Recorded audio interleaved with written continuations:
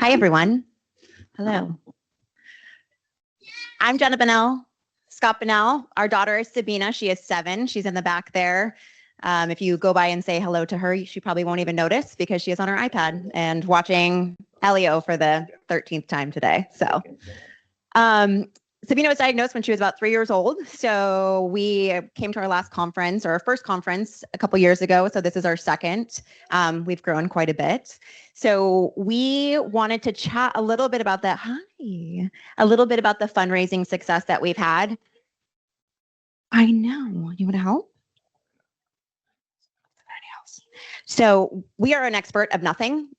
We just happened to throw a party and it was successful. People showed up, and I give a lot of credit to Scott because he has no shame in asking for donations, and we definitely play off of each other's strengths, which is part of, I think, one of the takeaways that we have in trying to do something successful. So one of the things that we want to talk about today is, yes, we're going to give you an example of the fundraiser that we have hosted for a few years now. And then also Molly and Jake in the back for CJ, they have been very successful in an event that they have done. But we also want to kind of just talk about, it doesn't need to be something as grandiose as this. Like, every small fundraiser really matters. So we're going to start, I think, to just level set a little bit and talk about why this is so important for us as a foundation, as our disorder being so rare. It's even more important from a financial side, yes, but also one of the big things that have really come out of this is so many people have wanted to lean in and just understand more about it. Thank you.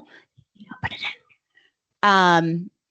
And also, we've had a lot of families that also have some form of rare disease, and they have just really resonated with Sabina's story and the efforts that it takes for us as parents to push for insurance and the applications for certain things and trying to get services and not knowing where to go. So yes, financial, super important, but the awareness and the connection for us has been much more impactful within our communities, within our families, and with our friends. It's made us tighter as a family. My parents, Sabina's grandparents, are on the call as well. They're very involved. So yes, bottom line here, the goal is participation, just to get everyone involved in some capacity in fundraising, not perfection. Yeah, so full disclosure here, neither of us, or both of us, are full-time working parents, much like the rest of you guys, right? And neither of us, including Jake and Molly, are have a background in fundraising or nonprofits, right? We got our diagnosis about 3.5 years ago, and once kind of the dust settled, we knew we wanted to help contribute in any way possible. We figured hosting a fundraiser would be a good start. We didn't know where to start.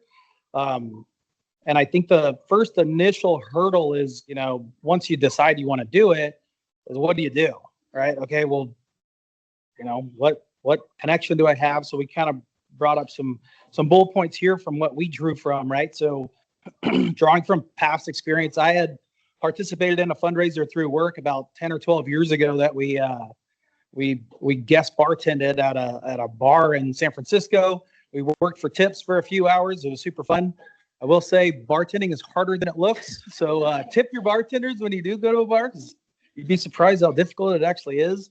I can only take one order at a time. Those guys can take like 5. It's unbelievable. But so we kind of started from there. It was a good idea. We didn't know where to go from there. So we used our connections and our resources. My sister had opened a tap house in my hometown, kind of right at the same time as when we were kind of figuring this out. So we reached out to her, met with her, said, hey, we got this idea. It's kind of crazy. Can we come and, take over the restaurant for a night and pour beer? So my buddies and my brothers and my dad, were the bartenders and are the bartenders. She was all about it. So we, again, used our connections to kind of lead us to where we wanted to start. Same with Jake and Molly. I know they leaned on a family friend of theirs that, is very passionate about hosting fundraisers. So they leaned into that. So again, use your connections. And then what are you passionate about, right? I'm a pretty social guy. I also like to drink some beers, so it was kind of a perfect fit for us. You can literally turn anything into a fundraiser, right? So if you love running, if you love biking, if you love cooking, I mean, you could turn all this stuff into a fundraiser. So we're here to help you guide through that. If you are passionate about something, it doesn't feel like a job. It doesn't feel like work, right? So, this fundraiser started for us as it was a one-time thing. Like, we just wanted to help. After we got done with the first one, it was such a success and we had so much fun doing it. We said we're going to do it every year, right? So that's what it kind of turned into. It really is a highlight of the year for us. And again, it's a good fit for our mission. We used the brochures last year for the first time.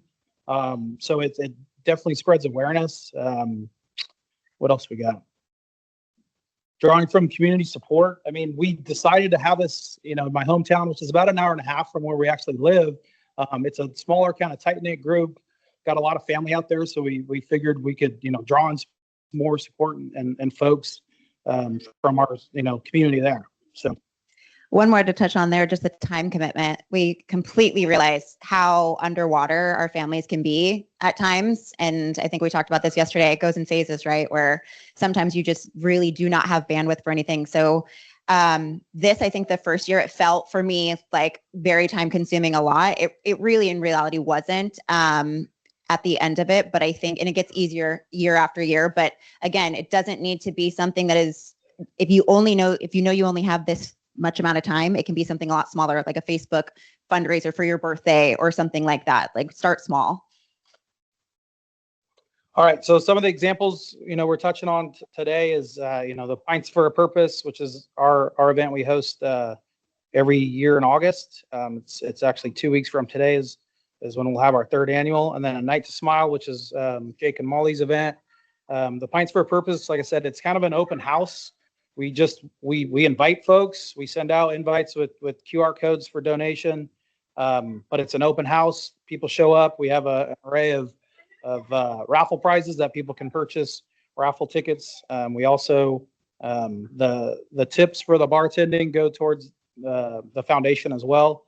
The Night to Smile is a little different. They sell the tickets beforehand, so it's a ticketed event, and also with raffle prizes for a full evening program. What you can see here is just awesome growth, right? Like, this just points to the fact that you don't have to have it all figured out. The first time we didn't know what to expect. I mean, honestly, I didn't even set a goal because we didn't sell tickets, so we didn't really know who was going to show up and how many people were going to show up. And it was such an amazing success that we just extended it from there, right? We just opened up to more of our network, coworkers. I'm in construction, so subs, suppliers. We just kind of, again, leaned into our network and tried to grow it from there. So again, you don't have to have it all figured out. The first step is, just taking that step and doing it. And then, you can see the tremendous growth from both of these examples from year to year, right? One of my biggest fears in life is to throw a party and no one show up. So having booze helps mitigate that a little. So a little bit about what our event takes. We host this at the beginning of August every year.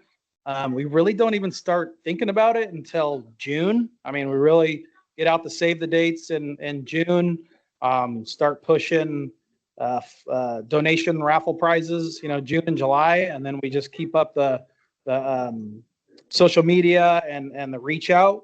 Again, all in, between Jen and I and a few others, roughly 22 hours. Most of that, or a lot of that, is reaching out and trying to coordinate raffle prizes. The day of, I take the day off. I start setting up. The restaurant's open, so I'm just starting to set up while the restaurant's open. I get a lot of questions about what's going on. We tell our story. People get engaged immediately, and then we hold it, at night. One of my favorite pictures here is bottom right. You can't really see it because the camera, but it's a picture of Sabina. Best part of the night. She pulls all the raffle prize winners, and we've had about 15 or so over the last couple of years, and she gets more excited as each one she pulls, and it's a pretty amazing scene. It's really become, kind of the highlight of the night. And people love to meet her in person too, and just put a face to the foundation or to, the syndrome. And so it really helps to have her there, and they're so social. So walking around and just saying hi to everyone, it's really special. Yeah. We create thank you cards. We on the raffle tickets, we document, we have people put their emails in. So then the following year when the, initial email goes out, we have all those contacts, right? We have over 250 contacts, in just the 2 years we've done it. So it's a really amazing, way to kind of document and then reach out. The cost is very low. Like every raffle prize is donated. Most of that cost, that $450 was the initial t-shirts we bought. So it's an upfront cost that doesn't, reoccur. So we get custom raffle tickets, thank you cards, the brochures. We have thousands of them now, like Kyle said yesterday. So it's we're down to probably $200 every time, at this point. So very low cost and high, return of investment. And we have templates for all these things. If anyone was interested in doing their own, all of it exists. So you wouldn't even need to spend all the 22 hours to do that. So kind of just a quick breakdown. Oh, sorry. You have a question? Yeah. Yeah. Yeah. You're making your $22,000 the first year off of just raffles, or I go to purchase a beer, that costs on your sister, or can you explain? Sorry, I missed the details. Yeah. I'm like, you're lucky you have a sister on the bar, so I'm trying to understand who's covering the cost and like how are you? Sorry. It's a good question. No, fantastic question, and it's a perfect lead up to this next slide. So yes, the restaurant is open and it's full, bar and restaurant dinner food, right? So we don't get any of that revenue, right? So we get the tips at the bar because we're bartending, and then we're selling raffle tickets, and then coming up towards the event, when we send out our invites, we get these general donation numbers. Like most of that is before the event even starts, right? So we send out the save the date with a QR code. If you want to donate and you can't make it, that's your way to donate. It goes straight to the donation page for Pints for a Purpose. And then you can see just selling raffle tickets at the actual event. The first one we sold over 300. This last one, we have close to 500. And the event in 2 weeks, we bought 1,000. So hopefully we can sell all of them. And then the tips are what, are shown here. So the restaurants, like what's really cool, and like if you're, don't have a connection, is you're driving revenue to the restaurant. I mean, the place is packed. It's shoulder to shoulder. They get all their revenue on food, beer, right? So you're not taking any, proceeds from them at all, right? So they enjoy it because it's the busiest night they have. And it's a good way of again, driving business to them, because then if no one's been there before, people come back, hey, we had a great time here, or if they've never, again, come from out of town. So it's really is a pretty good setup, and you don't need to, again, when I did this 10 years ago through work, we just reached out to a few bars and they're like, yeah, go ahead. I mean, we didn't do raffle tickets, but we did the bartending thing, and it was, it was pretty easy. So, I mean, especially on a Tuesday, Wednesday, when they normally wouldn't get that business. A little bit.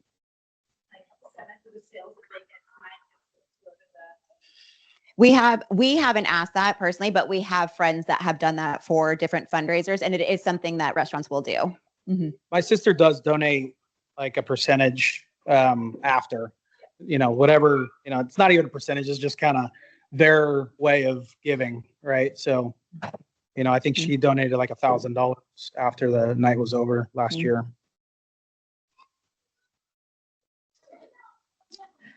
Just some quick examples of kind of what we talked about earlier. Like events can feel a little larger than maybe you have the bandwidth for, but we've had other families that have done other fundraising examples. And so we just kind of threw some of them up here. As I mentioned, the birthday fundraiser, Lisa just did one, as she's mentioned, for her birthday and for Audrey's birthday too. A walk, roll, or ride-a-thon, kind of set a goal and have families or put it out there to what am I thinking of? was going to say donate on your behalf for it to hit your goal. The matching gift challenge as well is something a lot of families do. And then the online giving page, you see all of ours on Rare Disease Day and those types of big moments on July 6th as well. Then the online giving and just sharing that on your social media is huge as well. Yeah, and then a Nights of Smiles, like a ticketed event, right? It's kind of like a gala style, where you're selling upfront tickets to come, and then again the raffle prizes, generate a lot of revenue for it too as well. Yeah, and just the small things add up, right? Like if we had 10 families alone just to raise $250 per family, that adds up very quickly to a lot of awareness outside of our network that we are already promoting to, and then also just financially. So something small just to show it very much adds up. Yeah, I mean, one thing to note, the Pints for Purpose, Night to Smile, and Jackie Jones's Travis Troops golf tournament, those three events, which are basically our only three reoccurring kind of family-led events, they drive almost 50% of the fundraising for the foundation. Kyle mentioned yesterday, I think we raised almost $170,000 last year. About half of that came from these three events. And again, that's three families participating, right? So if we could, add one or two each year, I mean, you could see what a difference that would make, right? And then our last just kind of takeaways, there's probably many more, but just to sum it up in a nice way, ask boldly. You don't realize how many people actually want to help. So don't be afraid to ask. Play to your strengths, as Scott talked about earlier. Real quick on the ask boldly. So we're holding our third one in 2 weeks. In those 3 years, I can honestly say I've never asked anyone for money. Yeah. I know that's a fear, or, a lot of folks have, like, I don't like, it makes me uncomfortable. I've never asked anyone for actual money. We send out invites to come and join. We send out a QR code that's on that to donate. But when I make phone calls, so I'm in construction, and so I talk to a lot of different subs and vendors, and I ask people to donate a raffle prize. And what often happens is they either donate a raffle prize or they just donate money. And I've never asked just, hey, can you donate money, right? Like people want to help. And I was just telling Jenna, actually, I was talking to a lady on Monday for work. I've never met this lady. I've probably talked to her 3 or 4 times over the course of 3 years. And she called me out of the blue asking for a contact on this project that we're building in Texas. And I said, hey, well, I got you. I'm hosting a fundraiser for my daughter in a couple of weeks. She's got a rare disease, and I was curious if you'd be willing to donate a raffle prize. And that led to probably a 10-minute conversation that brought her to tears. And it honestly brought me to tears. I didn't tell her that, but I was driving, and we're sharing these stories, and we got off the phone, and within 10 minutes, she had digitally sent me a $250 gift card to Home Depot for one of the raffle prizes. And I've never met this lady, and I've talked to her 2 or 3 times in, over 3 years, right? I mean, it's amazing. I've never been told no. Every time I've asked for a raffle prize or, hey, can you come? Either they can't make it, they donate, or they donate, a raffle prize. No one has ever said no. And again, I don't ask for money, and I don't mind, talking to people and sharing the story. When they hear your journey and the story of these kids, it's amazing how it moves people. And it's cool, actually. Yeah, of course. Hi, everybody. So I am a professional fundraiser, Yeah. and I am so impressed by what the parents have done here with no experience, but just driven by love. It's really amazing. As a professional fundraiser, there's a little joke that we have within the community, and that joke is, if you want money, ask for advice. If you want advice, ask for money. So, that is another way to go too, other than Very true. just saying, I'm having the fundraiser, can you donate, a raffle prize? But you could also say, I'm having a fundraiser and I'm wondering, how to increase my reach. Do you have any ideas? You work in marketing, for example, or I see that you're involved in your church or whatever. What advice can you give me? And it's just a conversation starter. And you'd be amazed at the number of people when I start that conversation who say, oh, my nephew has this, or I know somebody who has that. I was at a work luncheon one day and I sat next to this guy I didn't know. He was the CEO of a arts organization, nonprofit arts organization. And he said to me, oh, do you have children? I'm like, well, yes, I have a 25-year-old and a 21-year-old. And he said, oh, is your 21-year-old in college? And I just sat there like, oh my God, do I lie? I just didn't want to get into it. I didn't know this guy. And it was the wrong place, the wrong time, the wrong everything. But I didn't lie. I said, well, she has a disability. And I went into it and he said, my son has a disability too. And we just went into this long conversation about housing that never would have happened if I had just decided to take the easy way out and say, no, she, whatever, she's doing something else. So you're always surprised. Thank you. Yeah, I'm glad you brought that up because that is very true on the connections. As you talk to different folks, they tell you about their grandson or their nephew or whoever that is struggling with a disability. So it is very true, and it's again it points to that people want to help. So go ahead. Yeah. No. In terms of play to your strengths, we kind of talked about that already, but your network, what you're passionate about. You really don't know. So asking yourself those questions and just trying to get some inspiration on what you can do. And then showing gratitude. I think we're all very good at that. But building those long-term relationships, we have the same recurring families and friends that show up to our event every year. So just continuing that relationship building. Any questions? Oh, yeah. We have an online question. Oops, let me scroll. So this family's from Paraguay and they're the only ones there. And they are wondering if you fundraised with other families or how they can start promoting it being just one family there. It's hard getting other families, involved because we're so spread out, right? We're the only ones that we know of in Northern California. We've met a few families that are in Southern California that I've talked to. But it is a, family-led event. It's we're on our own, but with Molly and Jake get involved, we've exchanged a ton of lessons learned and how to go about this. So we're all here for each other, right? So any way we can connect to combine them, we will. And I know I was just talking to the La Rosas. Mm-hmm. They helped Jackie Jones's golf tournament, I believe. Nick, right? You helped a lot out, so that's happening. If you can, I recommend it, right? Strengthen numbers for sure. It's a little tough because we are so spread out, but we're here for you. The foundation's here for you. Other families that have hosted these fundraisers, again, more than happy to support you guys. Jenna's and my email is scott@skdeas.org. And Jenna's is Jenna@skdeas.org. If you want to email us for additional questions, advice, anything, we're here to help. And even if you don't have families with Skraban-Deardorff in your network or nearby, talking about the challenges that we have with our kids in any capacity, I think once you kind of bring it down to a certain level, people resonate with that, even if it's not with a specific syndrome.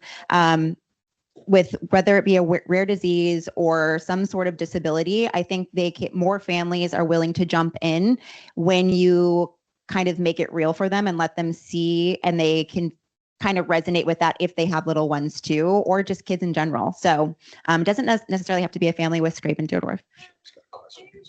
I want to answer that question too. We all feel kind of isolated, right? Uruguay is a little remote. I'll give you that. But we all feel pretty isolated because it's a rare disease and it's spread out around the world. So it's very hard, to work with other people. I'm really lucky. We have some families in New Jersey that we get to work with sometimes, and that's really great. But most of us feel very isolated. And I want to say, poor Emily Beauclair couldn't come today, but she went crazy for Rare Disease Day. And I see you're wearing your Rare Disease Day shirt. And so we've come up with all of these dates, maybe 3 or 4 a year, that are opportunities to post online. And anybody could do, if they want to do an online fundraiser, you mentioned for your birthday, you just put the link and say, it's my child's birthday. They've been living with this rare disease. You could put a link to the website, learn more about it here. You don't even have to say, make a gift at the beginning. Just learn more about it here. Or today is Rare Disease Day and have a picture in the t-shirt. Or today's World SKDEAS Day on July 6th, or I just participated in this conference online and put a screenshot of it up there or something. I learned so much. Check it out. We only know a few hundred people worldwide who have it. It gets people's attention because, like Scott said, half of fundraising is just awareness. Thank you, Lisa.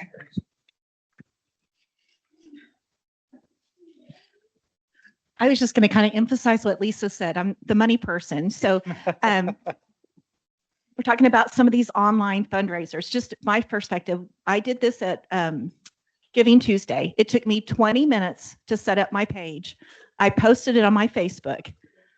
Within 3 hours, I'd raised $7,000. I didn't call anybody. I didn't do anything. All I did was post it to my Facebook. We had, I think, 13 families do that, and we raised $30,000. So 20 minutes. And I just thought, if we had 3 times that many families, what would we raise? I was blown away. Some of the people that donated are people I haven't talked to since college, a very, very long time ago.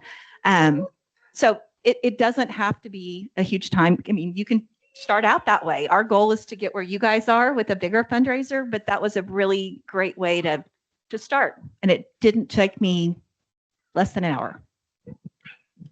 Yeah, that's a good point. If some of us are a little technologically challenged, myself included. Jenna's a master. She's a pro in marketing, and social media. So again, if you need help setting up an event page, QR codes for anything, she can handle that. Again, it takes her 20 minutes. It'd probably take me 3 days to figure it out. So if you need help with any of that, it is, we can handle that, right? We can help you and support you in that. Absolutely. I think Kyle has a question online too. Yes, Jenna, Scott, thank you.